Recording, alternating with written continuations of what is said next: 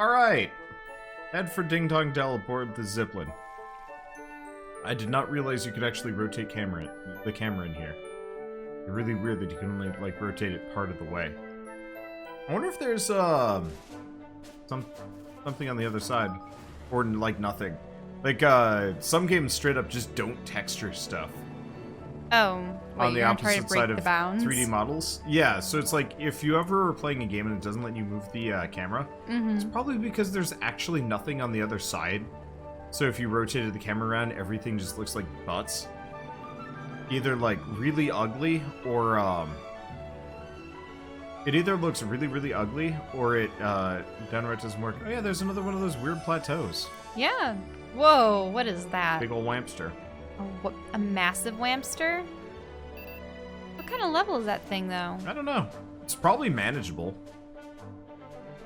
Looks like a centurion. Why am I... Oh, it's switched up the entire party. Because Roland rejoined the group, so yeah, suddenly he's so party leader. Yeah, he immediately becomes the main character. Nope.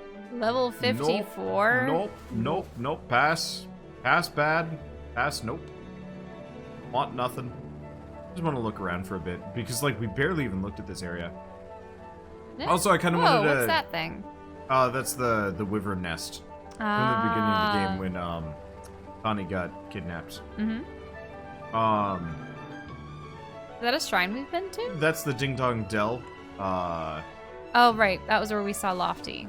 No. Or That's the Lofty? Ding Dong... That's Oakenhearts. This is Oakenhearts? Yeah.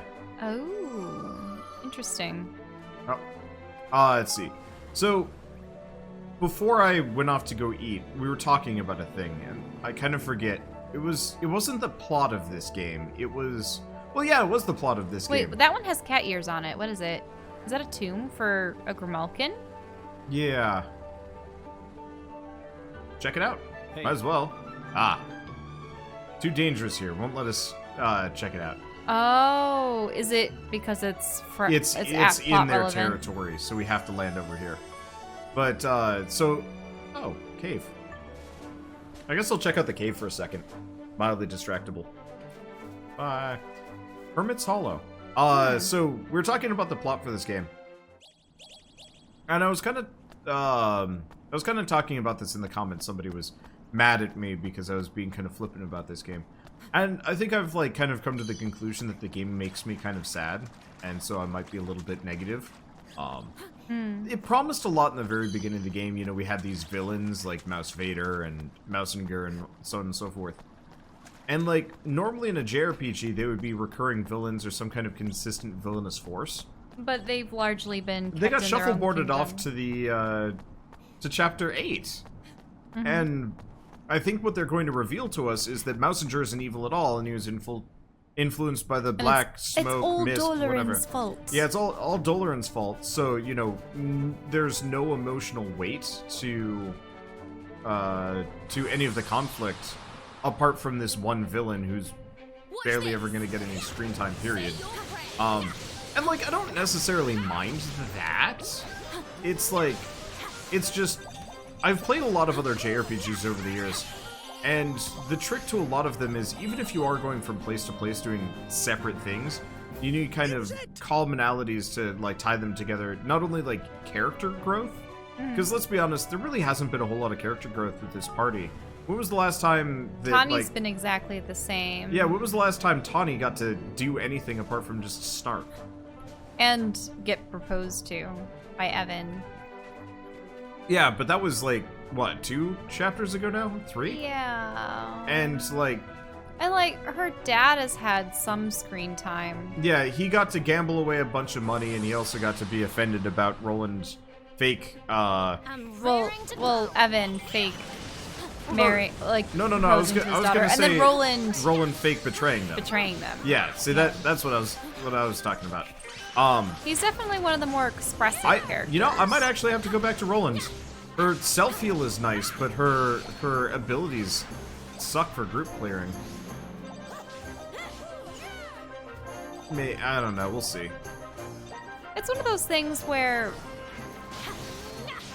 I like well-developed villains, and all that we know about Doloran is that he's a master of disguise, has somehow infiltrated each of the kingdoms, and somehow brought out the inner demons of each of the kingdom's respective leaders so that he can acquire enough power to unlock something for himself with the power of the king's bonds that he's stolen, but we don't know what his motivations are, where he came from.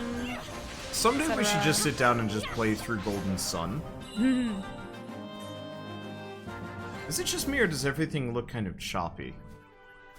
It feels choppy to me. Maybe I'm just being sensitive. I think in that particular battle, there are so many higgledies and other things flying around that it can look choppy. Why are you going after 50 Aku? Oh, we need some EXP. But Golden Sun, I think, is kind of a masterclass in JRPG design, and I've always been a little bit disappointed that other games haven't come close in, like, world design and writing. Because Golden Sun had dungeons. But every dungeon felt unique and interesting with, like, fun, maybe not fun puzzles, but puzzles that didn't just feel patronizing. It wasn't just always, like, flip switches. It usually involved using your psychic-ish powers. I think, for me growing up, Ocarina of Time pretty much colored my view of what a dungeon should be. Which is why I especially liked it when you were going through Darksiders, because I'm like, yeah, these are like Legend of Zelda dungeons, but in a darker IP. But so, I remember when playing Golden Sun, one of the cool things about it was it really did have a similar plot to this. You go from place to place, like most RPGs, kind of doing episodic plot lines. Oh, chest over there, I'll get it. I'm killing a little bit of time because we need EXP, so I'm trying to fight as much as possible. Because I haven't done any grinding because we got sick. But so, not only were you going from place to place and solving individual plot lines, but oftentimes it was like the world falling apart in areas, or like the villains being active in there. And so not only were you learning a lot about the characters, they were developing, but you were learning a lot about the villains too. So eventually you kind of find out that the villains you're up against, both games, are actually fairly, or like the villains that like started everything at the beginning of Golden Sun 1 are of course tragic villains. They're not nearly as bad as, you know, they were kind of made out to be. And so so suddenly it's kind of more of like I mean, they were ostensibly bad people, but I suddenly understand why they were doing what they were doing. Now, going back to like villains, recurring villains, sympathetic villains, didn't you say that it was probably more difficult for a dungeon master to create villains in a campaign because there's always the threat that the player characters are gonna OP roll through them and they won't be able to make their escape or whatever? And I still haven't figured that out exactly. Because didn't you say that your brother, because he had to plan for certain encounters to go a particular way to allow the villain to escape, you would do things that would technically result in villain death, but then you have to like retcon things. So my brother had these like super powerful lanterns that made you like immortal and powerful and a bunch of things. I straight up took every lantern, like my character physically held every lantern for a little while. Because I was really tricky. Were you a rogue or something? No, I was a druid.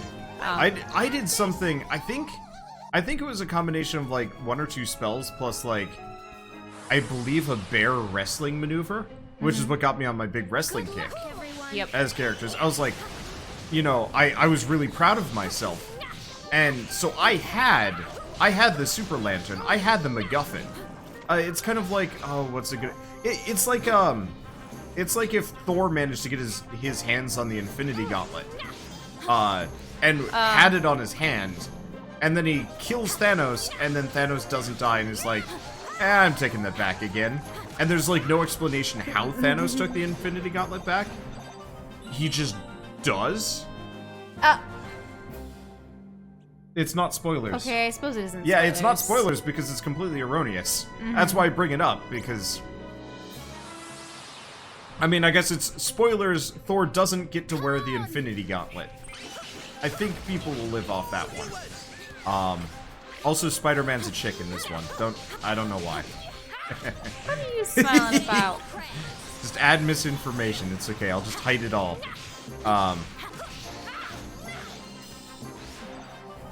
But so my character in this campaign got the MacGuffin. I think it was the only one at the time, or maybe I had the other one, or maybe the other one was elsewhere. But effectively, I managed to completely countermand the main villain. Hey, we wanted to go in here. Let's go check it out. The Crypt of the Cat Kings. This is where we might find his father. Yeah, maybe. I don't think we're supposed to go in here yet. In fact, I think the door's completely locked off to us. Maybe we won't be able to enter it until we get the stone. Yeah. Yeah, the door is shut tight. But, so my brother effectively pulled rank and said, no, you can't do that. Took the lantern away from me and, more or less had the villain, you know, beat us to a pulp. And I think every campaign thereafter, I've always been a little bit crabby. Not only at my brother, but like at DMs in general, who don't just let their villains die. Oh, I mean, like, I know that this might bring out things you probably don't want to reveal, but For Grave of Man. But like Gorlar, for instance. Yeah. Was he supposed to be a recurring villain? And I mean, you did technically have ways for him to come back. He was supposed to be a recurring villain that was supposed to, like, beat you guys to a pulp. And then you almost killed him on the second encounter. I'm like, okay, he is no longer recurring. You guys are gonna kill him the next time you see him, probably. And then things kind of Hendersoned off in a different direction. Leave this to me. But, that was all my fault. Not just yours. That specific Henderson was the whole party wipe, including Bird falling into the enemy hands and stuff like that. And like, I didn't wipe. You would have. I just felt bad for you. But I could have gotten out of there. No. Yes, I could have. Your character is probably the most dead. I could have gotten out of it. Look, I can make things do what I want them to. There probably would have been a way for me to escape that big blob. Maybe. I don't know. I just like... Plus, I had Skitter with me. No one else did. And Skitter's awesome. Skitter's not that much of a badass. But, so, effectively, I think over the course of my D&D campaigns, because obviously we're going to do multiple, I think I'm going to try very hard to not be too attached to either the characters or the villains from now on. Like, you guys have gotten a lot of passes for living through things that you probably shouldn't. And vice versa. I never like the campaigns that are so difficult that people have to re-roll characters constantly, because what's the fun in that? Why do people put so much time and effort into creating a persona only to have to give it up as soon as they die? Like, but at the same time, like... Plus, in a game where there's ways to revive... Yeah, no, it's true. Well, sort of. There's not always a way to revive, so specifically, Bird, I think, has had the most amount of divine intervention to keep his characters alive.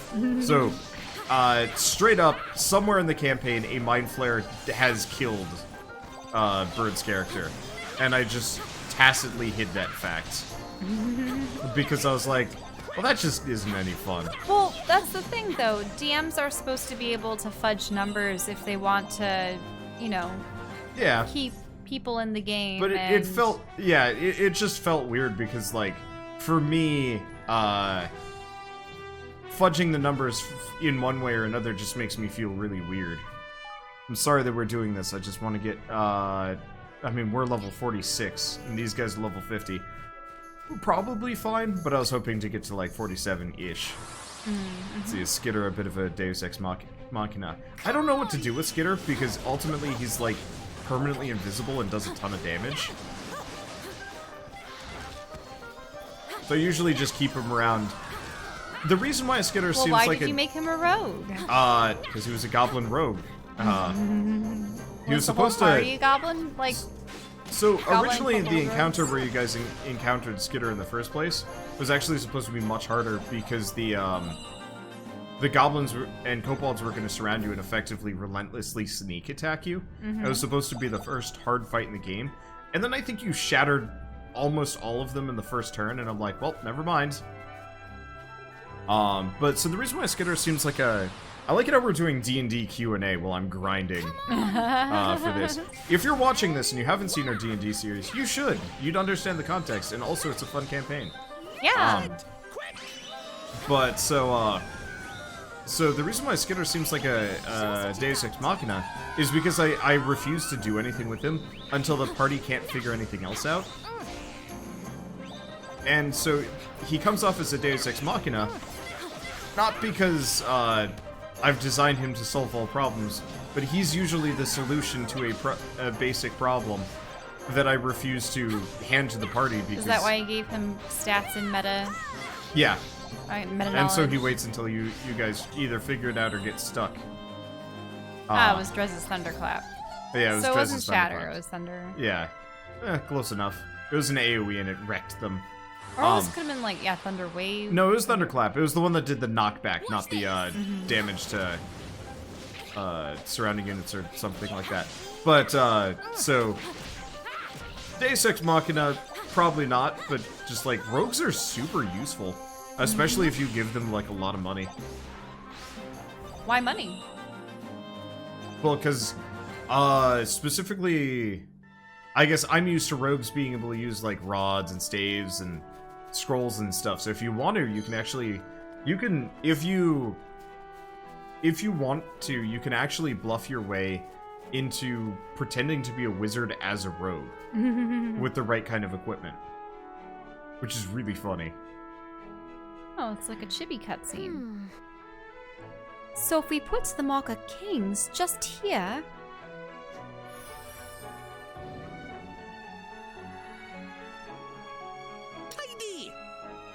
Tidy! Kingsway, here we come!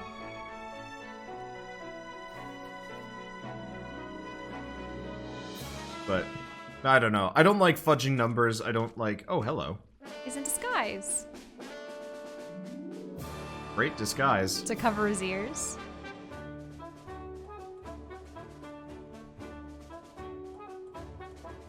Huh. So once again with the fish, but also a ton of mice in the architecture. So this is what the exterior of Ding Dong Dell looks like. Huh. Yeah, they already have a statue of a messenger.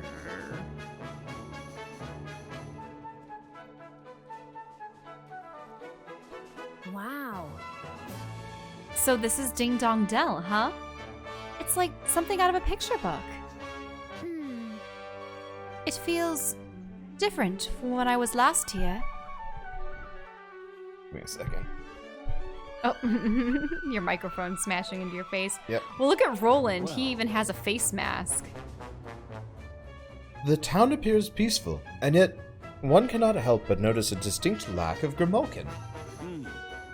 They've all jumped ship and set sail for safer shores. I shouldn't wonder. No. Unlikely. Messenger had the citizenry under close scrutiny ever since the coup. If they didn't get away fast, they didn't get away at all. Then where are they? I heard they'd been moved to some kind of underground slum somewhere. Although, I don't know much more than that. Blimey. That sounds miserable. All right. Well, if there are no Grimalkin left to speak with, we shall have to see what the mice and rats have to tell us. Only if you and Roland will agree not to remove your hoods. You are both too well known here for comfort. Evan has his tail sticking out the bottom. No. They look so suspicious. Okay, if we walked over to Whole Foods tomorrow and we saw two people dressed up like that, like with, say, baklava on or balaclavas or whatever they're called, like ski masks. What the ski I'm not masks? talking about. So there's a fairly big difference between a burqa and a balaclava. Like, you see a person in a burqa and you're like, oh yeah, you know, that's normal. You see a person in a balaclava and you're like, that person's probably gonna rob a place or is very strange. Yeah, I don't know. So if I saw other people walking around with hoods like this, okay, fine. But like, their hoods don't even match their clothes. It doesn't look stylistic. It's like, let's just put this hood over and be incognito. No one will notice us wearing these. The other thing, too, is these people are all human, and I don't know if well, there had to have been humans in Ding Dong Dell. How great would it be if Messenger also predicted this and it's like, look for the man in the trench coat. He'll be coming through soon. All men in trench coats get arrested. Sure, why not? For me, really, though, it's just that while Evan's covered his ears, his little tail is still sticking out. I just have trouble taking this game seriously to some degree. Like, it's kiddish, yeah. But, like, it beggars belief a little bit too much here and there. Oh, well. Okay. It's not exactly the world's best disguise. No kidding! I guess it'll have to do for now. Hey, less of your complaining. It was the best we could rustle up in such short notice. No, it isn't. No, like, okay, straight up seriously, you know what you could have done? Yeah. Dress them up as sky pirates. Make them look like Batu. Like, you know, put mud in their hair and, like, paint on their faces and stuff. And, like, make them look different. Yep. Or, like, screw it. Put Evan in a dress. No one's gonna look for the princess. Like, hey. This is an instance in which you're supposed to talk with the townsfolk. Specific townsfolk. Hello, townsfolk. Huh? Plain-spoken young woman. She looks like a middle-aged woman. For mouse standards. But I don't know. Who am I to judge? What's that you say? Life under King Mousinger? Well, I don't know what it's like for humans or Grimalkin. But for a mouse like me, things are completely different nowadays. I mean, when I was younger, we were picked on all the time. My mother told me I should never trust a Grimalkin, or even become friends with one. I think that's what all mouse mothers told their children back then. Still, I don't hold a grudge against King Leonard or anything. That's all in the past now. It's time to move on. You know, I'm actually a little bit disappointed that the mouse people are, like, really short and small. I was playing a game called Ghost of a Tale. Do you remember Ghost of a Tale? Yeah. The mouse character was, like, tiny compared to the rats. The rats were huge. Whereas in this game, everything is just mildly anthropomorphic and yeah, and it would be size. so much cooler if they actually had that size disparity. So you have, like, a bunch of little mouse people. Zootopia had the size disparity in such a lovely.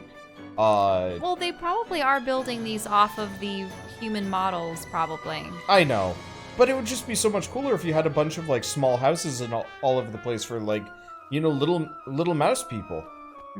And, you know, then that kind of makes more sense for the picking on people. But, like, it's kind of hard to do the whole, like, racism thing when A little studious rat boy. Hello. I have read and reread every word that has ever been written about Ding Dong Dell. There's no mouse, Grimalkin, or human that knows the history of this kingdom better than me. So you're gonna tell it, or you're just gonna brag about it? Let me talk to him again. Hello. Yep. This is why I don't talk to people without specific reasons, because they say nothing. I'm pretty sure there's something that the royal family would know that he doesn't. Yeah, but, like, there's no point in writing that line unless he backs it up. Yeah. King Mousinger's policies are putting Mousekind first at last. They've given us all a real boost. I suspect the Grimalkin aren't too happy about it at all, but still, they've had their time in the sun and we've all suffered enough. It's only fair that the tables are turned. It's amazing to think how different things might be now if King Leonhard hadn't fallen ill and passed away when he did. Wow. Yeah, I think this goes back to the whole, like, it's great when everyone's on equal ground, but to, like, Who is tear the, one faction down and... What's the quote? This is a super relevant, like, political thing, and I don't want to get into politics, but... Look at that guy. He's... Oh, yeah. He's a massive guard. Yeah. With an I eye bet patch. we recruit him later. but it was like, teach a man to hate someone, like, teach a man to hate someone lesser than them or whatever, and you can steal from their pocket, freely. Oh shoot, I'm trying really hard to remember. Sewers by the looks of it. Yeah, I don't think it's gonna let me to go there. The quote, I'm bad at this quote, if anybody remembers it, but it was effectively like, if you teach the common man to hate somebody else that's his equal and, you know, make them more or less keep somebody else down, you can more or less take away their rights, their money, their land, their property, and they'll thank you for it because you're helping them hold down this other group that they perceive as their enemy. And it's like fascinating. I mean, in this case, Mousinger is actually probably looking out for mouse and rat kind, but at the same time, at the extreme detriment to another group. And it's like, I don't know, whatever. Yeah. Life here in Ding Dong Dell has changed beyond recognition since King Mousinger took over. I mean, King Leonard always said he was committed to equality, but I never really trusted him. You wouldn't either if you'd seen the way the Grimalkin used to treat us mice. Now we're finally getting what we deserve, and it's all King Mousinger's doing. He's our hero!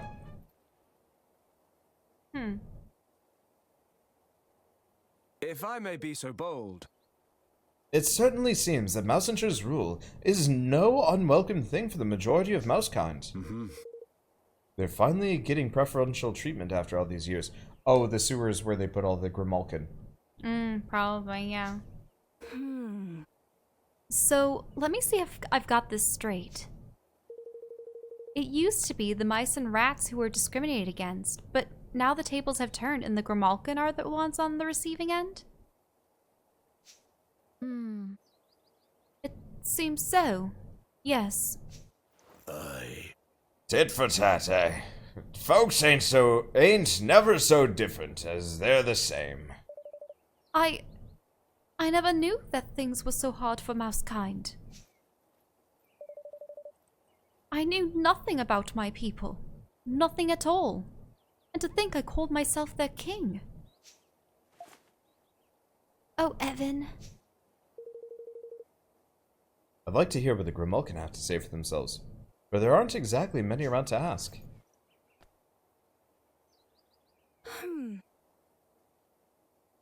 Well now, look at this gang of idlers.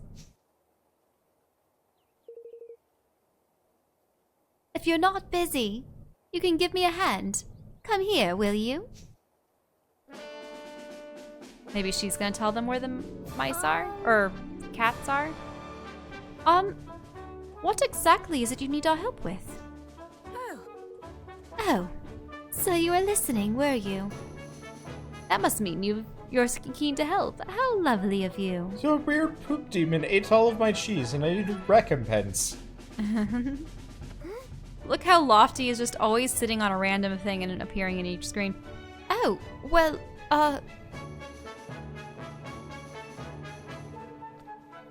Oh, don't be shy now. Here you go. A sardine sandwich. But wouldn't a cat prefer sardines? What's this? Why, it's one of my famous sardine sandwiches, of course. I need you to deliver it to a Grimalkin called Shadow. There was, well, an incident, shall we say. He's probably hiding somewhere, poor lad. But he won't have gone far. He's a cat fellow, black, with a long tail. You can't miss it. He's always waggling it about the place. He's paid already, so you just need to give him the package. Flipmon, what are we? Errand boys? Oh, give me a second. I actually have to take a screenshot of this. Oh, just because Lofty? Well, I'm gonna be making a Lofty emote for my channel. And I'm probably gonna go with the basic, like, just blank look Lofty. Yeah. But I kinda wanted that one for reference. Whatever you are, deliver the goods and come back here. And I'll see that you are rewarded. How does that sound? Something tells me we don't have much choice. All right, then. We'll go and find Shadow for you. Too many catfolk are about, eh? Well, we'll spot him, I'm sure. Also, Lofty is not disguised. I don't think we mentioned that. Yeah. But, like, how stupid do you have to be to not Well, what people to would not put a disguise people- on the poop demon? People would probably think that he's some kind of weird forest critter and not a sentient How many kingmaker. forest critters do you see in this kingdom? Like, I mean, he could just be some kind of okay, weird exotic pet. You have two hooded people. They're fairly cultured-looking friends, owing to the fact that they're not dressed like anybody around here. And then there's small yellow and red poop demon that follows them around. I'm fairly certain this guard would be like, "Hey, take off that hood. Let me get a good look at your. Hey, what's that poop demon doing with you?" Your tail has far too much hair on it. What are you? Oh. That must be Shadow, huh? Well, that's certainly a long black tail. Excuse me. You wouldn't happen to be Shadow by any chance, would you? No, I wasn't doing anything, I promise. Have mercy on an honest Grimalkin. Howdy do. No need to panic, pal. We're just the sardine sandwich delivery boys, innit? Whoa! A sandwich? For me? Yes. Yes. Rumbles asked us to give it to you. Oh. Well, phew. I thought those awful soldiers had caught up with me. Thanks. I think that's the same voice actor as Evan. Nah, it's probably different. Sounds a different exactly boy. like him. Thanks ever so much. He handed Bleh. over the sardine sandwich. I wanted to ask you something. How are things for Grimalkin and Ding Dong Dell these days? Visitors from abroad, eh? We don't see many of you lately. What with the borders being closed down and everything? Things have been more than a little tough for we catfolk ever since Messenger took over. Why, I was only out buying a sardine sandwich when those soldiers started looking at me in Askins. I had no choice but to run, really. So, you came and hid here, without even taking what you'd bought with you? Yep. Of course I did. We've been chased out of our homes, driven into the slums. They even posted soldiers at the sewer entrance to watch our comings and goings. We only risk coming out for food, but it's not worth getting nobbled for. Golly. So, that's why there are no Grimalkin in town anymore. Oh. What I really wanted was some nice, fresh fish. Well, one of these sandwiches is the next best thing, I suppose. Anyway, I can't stand around here talking to you. Those soldiers could be along any minute. Goodbye. Nice to meet you. Perhaps I'll see you again some other time. Goodbye. Dethrone messenger for me. Crikey, suppose we better get back and see old Crumbles, eh?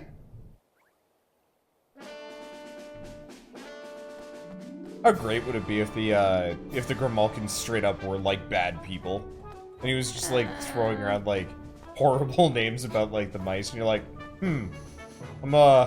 maybe this is justified, maybe just a little. Welcome. Welcome back, my lovelies. Well, did you carry out my little errand? Mm-hmm. Yes, we found Shadow, and we gave him his sandwich. Oh, wasn't that lovely of you? Ever so sorry to impose on you like that. Now, I said I'd give you a little reward, didn't I? Well, here you go. You obtained a sardine sandwich. What? You're kidding, ain't you? We just delivered one of these. You won't be complaining once you've had a bite, my dear. My sardine sandwiches are the best in the land. You'll be back for more before long. You'll see. Taking another photo. That cheek. Well, he just went into triple overload. I guess he got a whiff. Cool! The cheek of it!